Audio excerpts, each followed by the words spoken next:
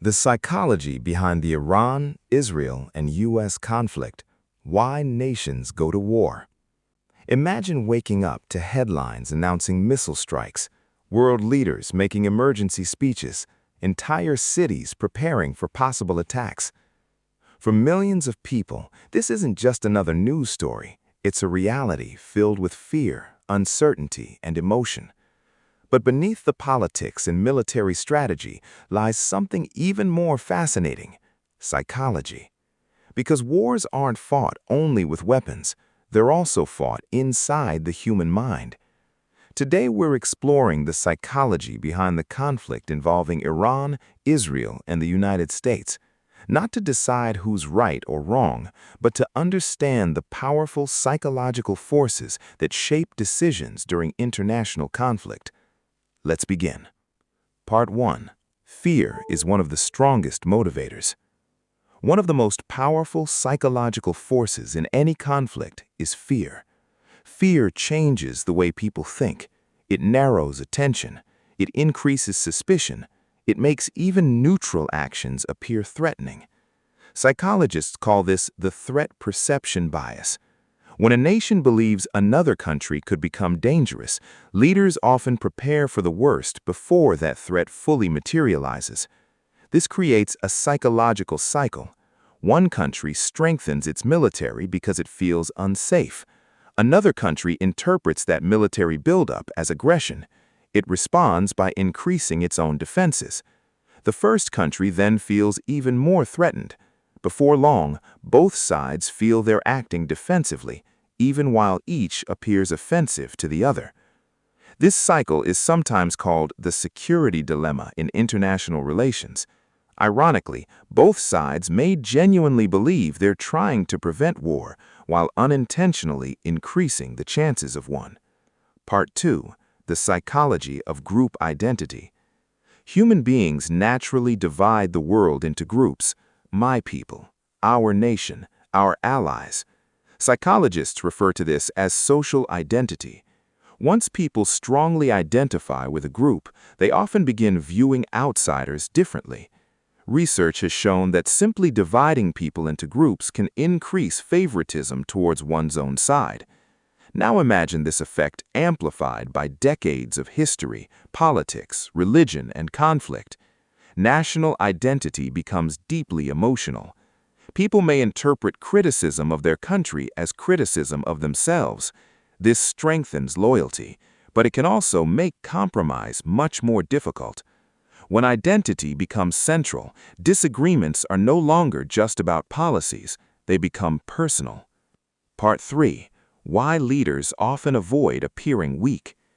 Another powerful psychological factor involves reputation.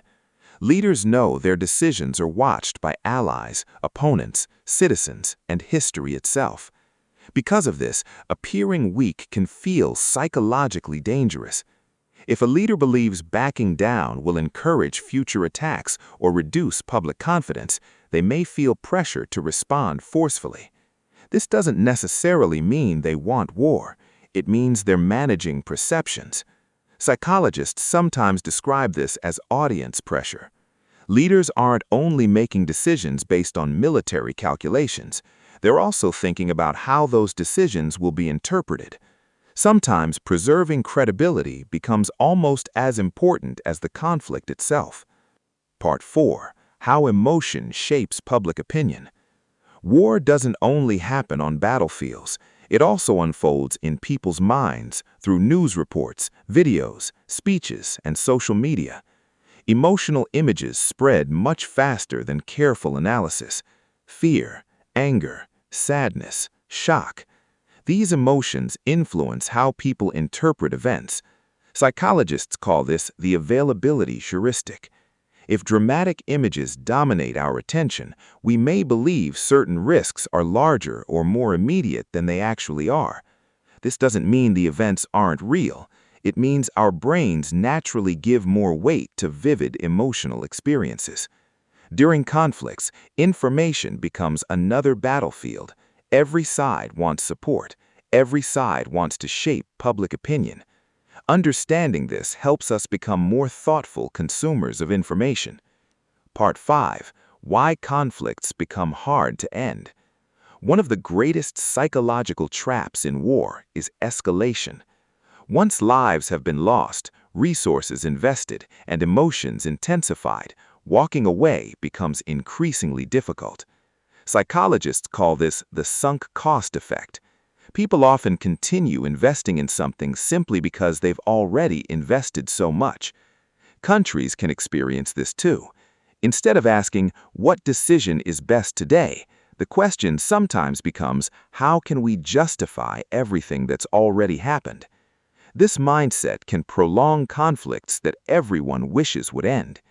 History has shown that once trust disappears, rebuilding it becomes incredibly difficult. Conclusion. The conflict involving Iran, Israel, and the United States is shaped by history, politics, military strategy, economics, and international diplomacy. But psychology is woven through every part of it. Fear influences decisions, identity strengthens loyalty, reputation shapes leadership, emotion drives public opinion, and cognitive biases can make conflict harder to escape. Understanding these psychological forces doesn't solve wars, but it helps us better understand why they happen, why they continue, and why peace is often much harder to achieve than conflict. The next time you hear about tensions between nations, remember, behind every missile, every speech, and every headline are human minds making incredibly difficult decisions under enormous pressure. And sometimes, understanding psychology helps us understand the world a little more clearly. If you enjoyed this video, don't forget to like, subscribe, and turn on notifications for more fascinating insights into psychology, history, and human behavior. Thanks for watching, and I'll see you in the next video.